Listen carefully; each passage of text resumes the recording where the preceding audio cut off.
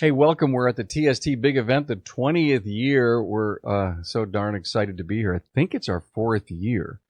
And daughter Tracy's manning the controls, but she's got a mic in front of her just in case she wants to chime in, as she always says, the peanut gallery, Dad.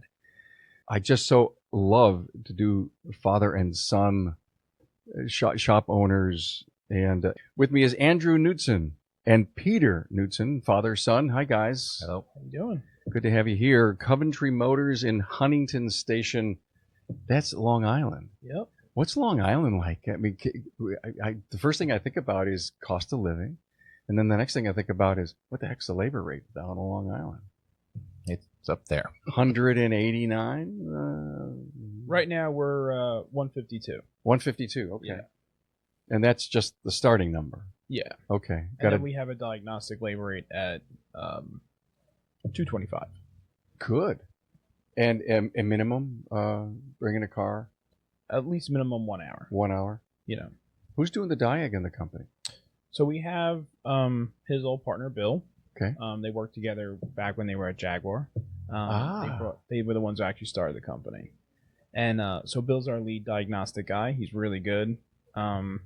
And we're training a newer guy, Jonathan, to kind of help take the lead off, load off of him and work with him, and that's working out pretty well. Peter, this is so cool to find out that you worked at Jaguar dealership. 20 years. Yeah. 20 years. And then you got the itch.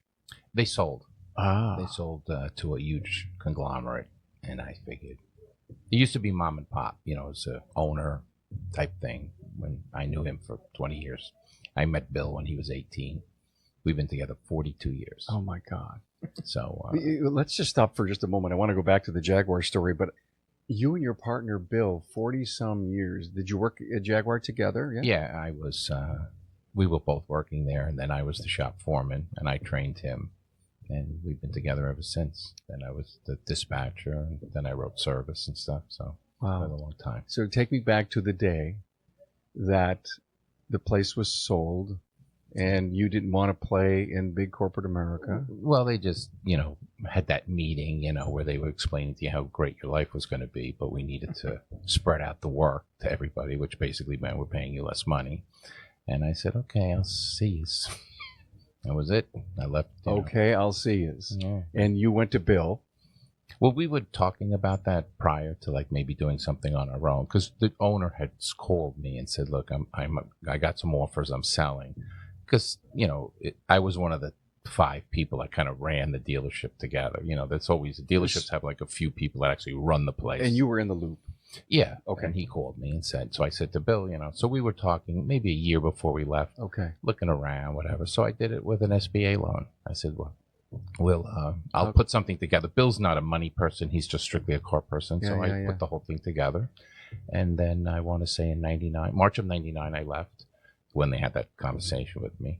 And then I was home for the summer doing the banking and getting everything together. And then in August, Bill came on board and we rented a place. And it's been like that ever since. We bought the building and everything. Cool. I mean, that was my next question. Yeah, no, we bought the building, which was our main goal, because it's the car business. It's not like we're going to sell the business a lot of times, And we did that and we paid it off in 2000. So 99 to 2000, now we own the building. It's a great story. Yeah. And it's called Coventry Motors because when we were leaving, a lot of the Jaguar customers were going to come, not a lot, but some. And we didn't want to call it like the Jag Shop or just Jags because all the eggs are in one basket. So his wife said, why don't you call it, something related? And she came up with Coventry Motors. And I said, I like that. That's a good idea. So it's been Coventry Motors ever since. It's a great name. If you own a Jaguar, you know what Coventry Motors means. We also work on British cars, TR6s and stuff. Okay. So if you're a British Anglophile, you know what Coventry Motors is. If you don't, you just think it's a cute little name and you bring your Ford in. So I'm playing both sides of the fence. And brilliant. It's a brilliant marketing move. It worked out because all the other shops that were called Series 3, just Jaguar, they were all out of business. I'm the only one left. They were all started by ex-mechanics. And you felt that you needed to do all makes and all models, but still concentrate on Jaguars. Yeah. What percentage of your business is Jaguars? Realistically, since the day we opened, that's less than 20%. Yeah. It's just that the margin is much better for us because we know the car. But he'll tell you, we use Mitchell on demand first, and now we're with Techmetrics. But they keep track of what you're working on. And I showed Bill, I mean, I want to say in the second year, I said, look, most of the cars are, believe it or not, GM, Ford, and Toyotas. It was only 20% of Jaguars actually come to us, you know. But it's only was the 2 of us and 3 of us, so you know. I can see a Euro shop, I mean, because they're dealing with a much bigger base than just Jaguars, Right? Yeah, but are there enough Jaguars in your town to obviously to make this worthwhile? Well, in '99. We went to Jaguar in '81. Well, you know, Sportique was the name of the company, and we went there. I was there, then Bill came, and I want to say like '82. Everybody on Long Island had to have a Jaguar. I mean, it was just this fad thing from the '80s up into the '90s, and we were just selling them. I mean, they had their issues. No, everybody, and people were just buying them. We were 2 weeks behind. We were up to our butts in work, and basically, as a mechanic, you kind of want to work on something that breaks all the time. So Jaguars break all the time, electrically and stuff, you know. So good for you. So you know, bad for the owner, right? So we were busy, and then when we left, it was still peaking. You know, people were still buying them. But then, 2006, maybe 8, Land Rover started to creep in. People were backing away from Jags. The design changed. I don't know if you've seen a Jaguar lately. It looks like a Mercedes. And then down there, the store that we were in, they do Land Rover and Jag, but they're mostly Land Rover. It's like that's their biggest thing. So, you know, it kind of faded. So the fact that we didn't call it just Jags was even more of a home run as it faded. It was brilliant. Now, did you buy Bill out? Yes, recently we have. Nice. Bill wanted to with Andrew was taking over. I said, okay, let's get Bill on the other side. He'll still stay here. He's not going anywhere. He's been with me 40 years. He's not going anywhere. And he loves it. Bill loves it. He's been loving it. We paid him off. And then it's, and then Andrew will eventually buy the shares of the company. Sure. Interesting dynamic now. So you said Andrew will. It hasn't happened yet, but a succession plan is underway. Mm-hmm. We're actually working with Cecil Bullard from the Institute on that. Excellent. Succession. How does a conversation like that start? Does Andrew go to Father Peter and say, Dad, can you kind of crystallize my future a little bit? Or Dad, would you ever be thinking of selling? Or Dad, do you see a really good, strong future for me here? How's it start? You had to remember, Andrew's been here since he was 9 years old. Yeah. I have pictures of him working in the shop. And he would come after school, like elementary school, and he's been coming there forever. The customers know him and everything. So it's his thing. You know, I have more children, and that's not their thing. You know, they do other things. You know what I mean? I have 2 policemen in the family. They're not interested. He has always been interested in this. I want to say when he got out of college. He came, and he was working part-time in college, but then he came full-time, and, you know, this was his thing. And I didn't force him to come in. I was just going to sell everything and go home, you know, but I could see that it was his thing and he loves it. And I said, okay, well, you can take it over then. I don't care. He told me a story earlier this morning about he used to take things apart. And when you see that happening, parents, don't tell him he's going to be an accountant, a doctor, or a lawyer. No, right? No. I'm under no delusions of my children's capabilities, okay? I don't have any, you know, rocket scientists in the group, if you know what I mean. So they're all bright, but your granddaughter Cora is pretty smart. And Kinsley. Well, it's another level. That's different. But they could be whatever they want. But you need to be honest with yourself. Okay, my son likes this. He's good at this. There's no reason not to pursue this. Because I'm fixed cars my whole life. And my whole family's policemen. Everybody in the family was a policeman. It's not my cup of tea. You know what I mean? I did something else. I come from a very large family, but I don't mind him being in the trade. I mean, most people are like, I don't want him to be a mechanic. You know, parents can be. I want him to be this or that. I was never like that. You know, if you're happy, that's all. And you can support yourself. No more. You know, that's it. Hey, it's no secret. We're facing a technician shortage, and Napa Auto Care has a solution with the Napa Auto Care Apprentice Program. The program was pioneered by one of our own. Pete McNeil and Master Technician Jeg Sorensen from McNeil's Auto Care in Sandy, Utah, realized that the problem of not having technicians available for hire was not going to solve itself and decided to take action and look at a different audience of individuals available for hire. A focus was put on younger individuals with the right passion, desire, and attitude to work in the automotive repair industry. Jake and Pete sought after these individuals and developed a technician apprentice program to give them the training needed to become a successful technician in today's world. The Napa Auto Care Apprentice Program includes a comprehensive 9-stage curriculum that includes a variety of types of training, and they are classroom training videos exclusive to the apprentice program. Now, these videos provide in-depth training from a successful master technician. Also, Autotech classes with instructor-led courses offered through Napa Autotech and Autotech e-learning. This web-based e-learning is designed to target specific training topics. And finally, hands-on learning. The apprentice will apply the skills gained from the classroom training videos, Autotech instructor-led training, and Autotech e-learnings in the shop with the guidance of a mentor. The apprentice program curriculum is competency-based, meaning an apprentice can move through each stage at a pace that best suits them. Most apprentices complete the program within 2 years. Upon completion, apprentices will have earned ASE G1, A4, A5, and AC certifications, adding industry validation to the skills an apprentice acquires. Look, having an apprentice in your shop will ultimately benefit your bottom line as they advance through the program. And in most cases, as the apprentice develops their skill set producing billable hours, you'll begin to see a growth in your gross profit by stage 5. One of the largest barriers to entry for individuals looking to enter the automotive repair industry is the cost of tools. Now, keep your apprentice motivated with an apprentice toolkit. Now, Napa Auto Care has worked with our supplying partners to offer an exclusive comprehensive tool set, including a 4-drawer tool cart for all registered apprentices. Hey, to learn more, members can visit member.napaautocare.com. You went to Vision a few weeks ago. No, right? I didn't get to go to Vision. Oh, you didn't Not get this to go. year, no. So you're both here. You brought one of your technicians, Yeah, our youngest Jonathan. technician, Jonathan, yeah. and you just came out of Yeah, the Keith is still, session. Yeah, Keith Perkins is out there. Keith is still going, and Jonathan's sitting on the edge of the seat. So I just texted him. I said, "Listen, we're gonna go do a podcast." Yeah, Carm. I go, just stay here, and then when the vendors, they're gonna take a break. I said, go in there and talk to the vendors. I said, talk to the guys from iScan, sure. talk to ATS, and I go ask them questions, and then we'll Cool. come back in. But he's like, okay, yeah, no problem. You can see he's really, really into it right now, which is great. You guys do a lot of training for your people? Yeah, we he always taught me that, hire somebody for their personality. You can train them how to fix cars, and I've always taken that, even with the younger guys, and tried to implement that. We use ABI on demand and WorldPack training videos Sure. CTI. Yeah. And Jonathan's been doing a lot of modules. He's working on his ASCs, which is great. And he's also working with Bill. And then also when my father goes down to the shop to, solve a problem, he's, you can see him hanging on his shoulder, looking over, just like I was when I was younger. And I used to have to go into the office with my tail between my legs and say, Dad, I broke this. How do I fix this? And he'd come out and he'd show me the right way. And so now he's showing Jonathan, which is great.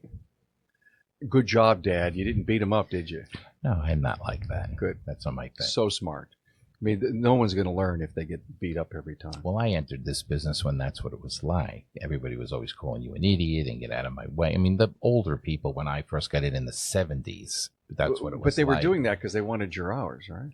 No, they just, people were, All right. It's our business. Impatient. You All get right. the old guys. And I didn't like that. And then at the dealer, when I was managing the shop, I eliminated that, because we had a foreman, and he wasn't even that good, but he was always yelling at everybody. And I'm like, okay. Then when he left, and then I was taking over, we're not doing that here. We're not yelling at people for no reason at all. Nobody learns when they're being yelled at. And I increased product. I took over the shop at Jaguar in I was 28 years old. I took it over. Their productivity was 60%. Within 8 months, I had it up to 150 by just giving everybody what they wanted. One guy did engines. My partner was good with electrical. This guy, Ray, was great with services. And I just gave them what they wanted. And everybody even Jaguar came and said, what did you do? I said, I just gave them what they wanted and stopped yelling. And it was fine. I had 20 guys under me at one time. And we were cranking out the work, and everybody was happy. And we used to go on trips and stuff together. It's a miracle. Yeah, I know. Yeah, right. Let's reinvent the wheel. And it worked fine, and we never had any problems. And the boss was happy. He was making money, and it was great. And I made money while I was there, and nobody messed with me. So nobody bothered me. Like, that shop was almost as if it was my own. Nobody did anything. Did you have the mustache and goatee back then? I had a full beard back then. Full beard Back then. I've had a beard since I was a kid. 79. Yeah, since I can ever remember. Since 75, roughly. Interesting. My wife has never seen me without a mustache ever. Yeah. No, I've had a beard. I've had a mustache even in high school, but then when I got out, I've had a beard since like 76. But I had to shave it in basic training. Yeah, no. I've always had it. Funny story, right? It was in the 70s, and I had to go to basic training. And all of us guys that were on the plane, we were all shaggy, really bushy, long hair, very unkept. And I think we purposely grew it because we knew we were going to get it all cut off. So the night before, we're getting our basic training haircut. We all go into the men's room of the barracks, and people were walking out. They had to shave any facial hair the night before we got our haircut. No one could recognize each other. And I'll never forget, I was this guy I became really good friends with over the last 2 or 3 days. I shave everything off my face. The mutton chops came off, the mustache and everything. And I walked by him and he didn't even recognize me. And it's amazing that transformation that can happen when, you're usually hairy and then now you're not. Peter, your role in the business, what job are you doing to support the company? Well, now he's taking over the office because that was the last part of the training. He did the shop for 5 years. He does did the alignments. He's worked in the shop for way more than that, but full time, was a year, 5 years. So then he was good with that. We got involved with Cecil, and once we bought my partner out, that was when he could come in because he got along pretty good with Bill. Bill kind of fought it in the beginning. He was still a partner. He was kind of fighting it. Not that he would ever take over himself, but he just had to deal with it. Then when Andrew started to, when we got involved, Andrew started to come in the office Thanksgiving, right before COVID, for the most part. When you hurt your knee, you took a couple days off. Yeah, when it hurt me. So he started going in the office, and then I left it, and we paid Bill off. He was kind of realized what was happening, and he didn't really care. So we made the deal with him actually that January as we were going in. It was the year before COVID started, so it was 2020. 2021, we bought him out. So we had to deal with the banks and COVID, and it kind of dragged more than it had to. It still happened pretty fast, though. Even our attorney, Jim, was like, this is one of the fastest closings. Because it was very mutual. It wasn't like an argument. It wasn't a debate. It was like, everybody was comfortable with what everybody was getting. So it wasn't like this drawn-out process. Yeah, and he wanted out. He needed the money. He was never a very good saver, if you know what I mean. So he needed the money. And I said, just take the money and invest it, and you'll be fine. Because he's a little younger than I am. Bill's 6 years younger than me. So I said, just save it. And by the time you're ready to collect Social Security, you got something going on. Andrew, did you ever work the counter? When he would go on vacation, I would step into the office and I would, do the office work and then run out to the shop. Okay, I'm confused because when you say office, do you really mean the service advisor role? Yes. Oh, yeah. Yeah. I would write service. I mean, I knew Mitchell before I even graduated high school. I mean, I knew all the keystrokes. I used to. Got it. I was selling work when I was in high school. When he would go away, I would, do things and stuff like that. So. Very few people in this business can fix cars and deal with customers. Most mechanics fix cars because they don't want to deal with customers. Right. And even Cecil said, I have owners who literally are still in the shop and they have a right or a wife or whoever. They basically don't talk to people. I've always been both. I've always been able to write service and fix cars. And at the dealer, I was on the line and they were sending me out to deal with the customers. If you ever work at a dealer, you get those customers who, he's ready to sue us. He's been back 6 times. The wheel still shakes, whatever it is. So they were sending me out to drive with these people and say, okay, this is the noise. I'd be, okay, I got it. Well, anything else? Yeah. And that. Okay. And I'd write it down. Then Bill or this guy, Ray, would come out with me and I said, okay, they're complaining about that and they're complaining about this. And we would fix it.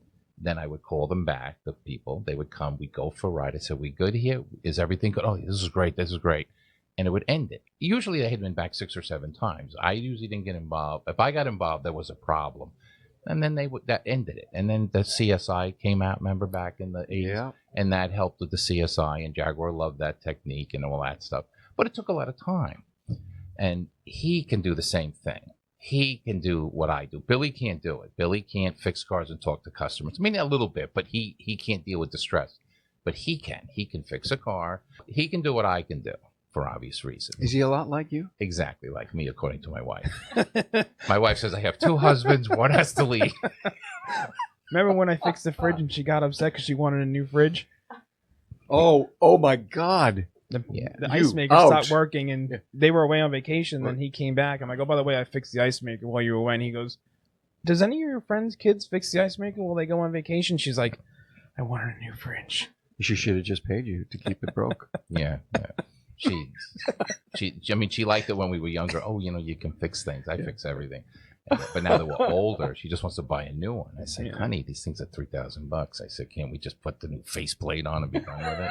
It was never a problem when she was in her classroom and she wanted bookshelves built or closets hung. Remember going into the school and hanging stuff? Oh, my God. So. But we are a lot alike. And he was home going to school, and then he was working at the shop, and he had a girlfriend who was in school waiting for him to get. But he's a lot like me. He goes, it's like I have 2 husbands here, because they're both the same. I go, well, one of them will leave soon. It is so unique that you can not only talk car, but you can talk people. Oh, yeah. And it's really a special person because 90% of every technician who wants to open a shop, because it's easy, I see all the money my boss makes. The reason that they need coaches, they wait 10 years when they're failing miserably and they can't pay their bills. They should do it right away. This is what we talk about on our show all the time because we're a business acumen podcast where we're teaching experiences and stories like you. And I know there's going to be people out there that will relate to this. They may just send this to a friend of theirs and says, listen, exactly what Peter said, you can't talk people. So either you stay in the Bay or you find somebody who can actually write service for you because we need more cars. We need more everything. One of the things that always amazed me about my father, he's never fought change. Even when he was at the dealership, he always talks about this guy, Paul Kern. Yeah, he was a consultant. He was a consultant that they hired, and they brought him in, and he learned so much from Paul. But the dealership fought it, and he was like talking to Kenny Grant, and they were like, you're fighting everything this guy's saying, and if we just implement 1 or 2 things, you'll see some major changes. And then about 10 years ago, we went to our first Cecil meeting at the AutoLogic building in Colmac, and we were actually on our way to go see Cora in the hospital because she was born that day. And we would just look at each other. He goes, we need to implement some of these changes and we'll see some major changes in the profit and just the way the company runs. And we did. We from that meeting, from that class, we took 3 things, right? Yeah, profit matrix. Yeah. You were in your 20s. I was actually 19. Wow. Yeah. But he 20? Yeah, 19, he 20. was doing a thing on parts matrix and stuff like that. It was the first service advisor class. Yeah. And we got it from WorldPack. And, the guy, Glenn from WorldPack came in and said, hey, if you guys are interested, we have this class, blah, blah, blah. And my dad's like, all right, this looks kind of like, what I remember from Paul Kern. Let's go and you'll see. And we automatically just, as people say, we drank the Kool-Aid. I mean, we were just like, but over the years, it took us a couple of years to position the business so that we could bring Cecil on. And then we signed on with Cecil as a client. Okay, so you went to his training, you took some notes, and you said, maybe we need to do some of this stuff. You did it. It started to work. It made a difference. It worked immediately. I mean, we paid $500. Was it? The first class, I think we increased sales about $30,000 to $40,000. We went in June. In 6 months. And he was just talking about the matrix stuff and like list price and stuff. And I was like, all right, we can do that. Because with the Mitchell, you can just change it. Yeah. I want to say it went up $50,000, so I spent $500 to make $50,000 in a 6-month period. And then we went to another class, and then another class. Yeah. And I want to make go down a rabbit hole here. Hunt Demarest did a podcast on the price matrix in this inflationary world. And it's important that everyone who's listening needs to open up that parts matrix and change some of your left column ranges. Yeah. And Hunt brought up this incredible analogy. And every time I tell it to people, they just slap themselves upside the head. Because if it was 1905, your left column may be 1 penny to 19 cents, right? Let's go back in the day. And today, say, for example, your 1 penny up to, say, $12, and you're making 80% on that. Well, that $12 part now costs $15. So you got to move that 12 to 15 and shake everything down on the left column. And I think it's really critical that we all pay attention to that because inflation has and can and will affect We may be making more dollars, but we have to get that done with a different margin. Right. Yeah. But it does it automatically for us. Like the tech metrics are automatically increases it. Like, so whatever your cost is, it goes up a percentage. No, so, I get that, yeah. but the range, Yeah, the he was range looking at the range needs to be looked at because now parts cost more. We look at that, every couple months just to make sure we're Good, staying in good, line. great. Because I did get that from Hunt, the World Pack class. Cool. That's something to look at. Peter, I think Andrew just said someone has influenced you. What was his name? Kern? Paul Kern. Right? Paul Kern. Was he your biggest influence? He was the first time I came in contact with somebody in a coaching in the service writer position. I had gone to classes at Jaguar, and they don't obviously tell you anything about customers. They teach you how to fix cars. And they hired this guy, and he was out of Virginia. They found him at an ATA meeting. They used to go every year. Sure. And they said, this guy Paul Kern's going to come, and blah, blah, blah. I need you to listen to him. I'm like, okay. So he came, and he worked with each department. He worked with sales, parts, the girls in the office, and then he did service. And the dealerships, if you've ever had any experience with them, have a lot of costs. I mean, we have the mechanics, the writers, the reception lady, the 5 guys that move cars around. There's a lot of expenses there. And he would come in, and he was looking at the tickets and analyzing the tickets and realizing, you guys, your CP is way down, blah, blah, blah, blah. And it was just little, and he was showing you, our scheduling was all screwed up because the girl was just letting people come in, and we're like writing these people up. And it's like, well, we got like 20 people on a Monday. By the end of the week, we got 100 people in here. We can't service these people, and they were warranty stuff, nonsense, squeaks and rattles, and they were tying up. You can't do a brake job because we're looking at squeaks and rattles. Cars been there for 3 days. We're running out of loaners. So it was the first time I saw somebody say, and it was so simple. It made such common sense. I was like, look, this is what you do. You took the hours here. Oh, you used up all your hours. Now you got to go to Tuesday. It was like so simple, but we weren't doing any of it. I said, okay. And it's just good. But then we have these meetings and like, are we doing this? Nah, it's not going to work here. Are we doing this? No, it's not going to work. Okay. All right. Nothing's going to work. Yeah, but then when I left, I realized that you have to know what you don't know. Right. You can't change it. And it worked out. We went to the CISO meeting, and I said to him right away, I said, this guy knows what he's talking about. Cool. Yeah, he's a great guy. He is. Andrew, an influencer for you, your biggest influence. Who was that person? I would probably say my father. Okay. I mean, he definitely showed me a lot of things. And we always had this thing growing up. My brothers will laugh. Failure was not an option. Wait a minute. That's Apollo 13. Well, I'm pretty sure that's where he got it from. Yeah. Failure was not an option, but, he worked with you a little bit, and he always showed you the right way to do things. He always showed you, the right outcome. What Is he a teacher? Yes. He's not a yeller. I mean, I was actually telling this story to my wife the other day. I have probably in all my life heard my father yell 3 times. And, it wasn't really an argument. And it wasn't even directly to any of his kids. It was just something that happened, with somebody else. It wasn't a customer. It was his stepson.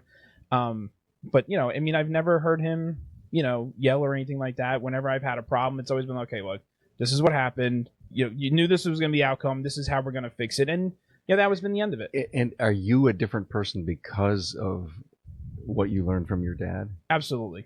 Especially now that I'm working with the younger kids, like especially Jonathan. Yeah. I hear a lot of the things that he taught me coming out, and I can help these guys become great mechanics, just like he taught me how to be a great mechanic. You're recently married?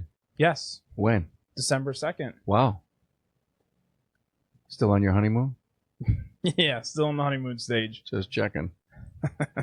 How was the wedding, Dad? It was good. He did a good job. They handled the whole thing. My wife did an amazing job. She planned everything. They did it, and they kept it under control, yes, finance-wise, and everything. It was great. Oh, good. I like that part. Yeah. Tracy's getting married in September. No, he did. I want to say, what was it? In and out. It was what they could afford. And I said, this is going to taste a lot better if it's what you can afford. You start going over, then all of a sudden it doesn't taste good. It's like, oh my God. So he's good that way. Look back in the last 10 years, Peter. What's changed top of your list? In our business? Yeah. The biggest change that I didn't anticipate were the hiring. I mean, I cannot believe, like when I first started, we had hired a guy, Rob. He was okay. There was an issue here and there. I don't lower the bar. I know that's a thing now where everybody wants equality of outcome, so we're going to lower the bar. I don't lower the bar. You know, like he tells you, oh, failure's not an option. It's not that I don't allow them to fail. I don't allow them to not try. At least try it. If we fail, we'll try again. That's what that means. I don't want everyone to think I'm some crazy person. Yeah. But it's just, you have to try. I don't like people to walk away. Oh, I can't do it. Did you try? Well, I know I can't do it. Okay, hang on a second. Let's try. Anyway, the young people, it's like what happened? I call them man babies. It's like ridiculous. It's like they come in and it's like, what is going on here? Like, I don't know. I mean, between the phones and they're so preoccupied. I'm like, what happened here? So I never thought that would be an issue moving forward. I hired a fellow, Zoe. His name was Zoe. Knew nothing. He went to Lincoln Tech. He didn't pay attention, whatever. His parents. So I said, let's bring the kid in. We bring him in. He brings his old piece of junk car. I said, okay, bring your car. Let's look at it. Fix your car. Call parts people. Get your car fixed. You can't get here with a bad car. He fixed the car. He goes. And he's into it. Good at, he's skimming around. A few issues. And he says to me, what's my headache? He's been me a month. I go, okay, what's the matter? My teeth hurt. I said, okay, here's the name of my dentist. Go to my dentist and get your teeth fixed. He goes, what? I go, when was the last time I went to the dentist? I don't know. I said, go to my guy. The guy calls me up. He goes, look, I can't talk about his teeth, but the bottom line is $2,500. He needs what to work. He's got impounded teeth, infection, the whole thing. I'm like, okay, fix his teeth. Send me the bill. His mother comes down and she pays the bill because she was almost embarrassed. He was only 18, 19? Yeah, 19 at the time. But he felt like $1 million. You saw a boom. I go, how long were your teeth hurting you? I mean, you could see it was like a new person. Now he's working, coming in. He stays late. He doesn't care about overtime, and he really took off. Then he was with me 7 years. We have a pension plan. He has medical benefits. He was doing okay. And he got a girlfriend. And all of a sudden, I was an idiot, and that was the end of that. It didn't last much longer. But he went to a dealer. I spoke to the service manager at the dealer, like he was working at Land Rover. He has a few personality traits, but the guy says, you know what? He's one of our better guys. He's still there, married, and he's got a kid. And you could see he's become like a normal person. I hate to say that, but, and he's doing good. And I went to the dealer to borrow a tool, and hey, Pete, how you doing? The whole thing, no hard feelings or nothing. Explain something to me. He became like a normal person, but a normal person like us. In your me. He became like us. He became like us. He goes to work work every member day. Of society. Yeah, he goes to work every day. Has a kid now. He's got a wife, and he shows up at the bank. I asked the service manager. I know him for years. He goes, he comes in on time every day. He's not so bad with the phone. He's working and fine. He goes, he's become one of my better guys. Do you take credit for that? Well, I think I straightened them out. I call it re-raising them. I try to re-raise them. You know what I mean? Like their parents messed up, so I'll take over from here. I love it. Oh, he had, you wouldn't believe the nonsense they were giving him. The poor kid, like, was terrible. He didn't even have a checkbook. These guys had checkbooks when they were 16 years old. The Roslyn by us, we have a Roslyn savings. They'd give them the check. Yeah. They made them pay their own, they paid their own stuff with their checkbook. Things like that. I mean, get in the game. I got married at 18. I was like, what are we waiting for? What do you got to do it before, I don't know. You are so refreshing to talk to. It's got to be a riot to work with your dad because really he's such a straight shooter. He is. And, like I say, the failure's not an option. I mean, we did fail when we were younger, but he let us fail. And exactly. And worked the problem out on our own. Yeah. And one of the things, it made us who we are because we've been able to work through problems. Even me and my brothers, my wife always says, like, oh, have you spoken to your brothers? I'm like, why do I need to speak to my brothers? If they need something, they'll call me. If I need something, I'll call them. But she talks to her sister daily. And, I mean, I guess, that's what women do. But for guys, that's not like us. But for me and my brothers... What? I just hope nobody hears this stuff. Seriously. We're gonna be, like, canceled. Oh, gee, stop that. They might not post this Don't podcast. You start. But we handle our own problems because he let us deal with our own problems. And when my brothers got into car accidents, he made them pay the body shop. He made them pay, he didn't step in like, oh, here's my credit card. No, you messed up. This is your problem. You're a big boy now and fix the problem. When Kevin blew up the engine in the Blazer, he handed him the invoice and said, obviously we didn't charge him that much labor, but we charged him the time for Bill to put the engine in, and he paid he paid the bill for Jasper, and Kevin had to pay the bill for the engine. And when he blew the transmission up, same thing. And then when Brian smashed the Pontiac in Camp Lejeune, he had to pay for the repairs. I mean, we failed, and failure was not an option, but there was no, Dad, can you help me? Like, if you needed it, he helped you, but, you had to be a big boy about it. Andrew, are you a rule maker or a rule breaker? I was the youngest. My brother. What's that got to do with this? So here's the thing. My brother Kevin pushed the rules. I always stayed in the rule section. I never, but I was a lot like my father, so the rules got bent a little bit for me, I would say sometimes. So when this succession plan happens, Peter, whenever it happens, and he's in the catbird seat someday, and you're doing whatever it is you choose to do, is he going to be like you?